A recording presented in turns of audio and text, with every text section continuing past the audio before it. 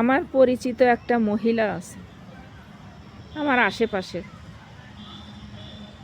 আপনারা বিশ্বাস করবেন না, মহিলাকে দেখে, মহিলা 5 ওয়াক্ত নামাজ পড়ে, তাহাজ্জুদ পড়ে, হজ করে আসছে, কিন্তু তার মন মানসিকতা এত জঘন্য, আপনাদের ভাষায় প্রকাশ করতে পারবো না।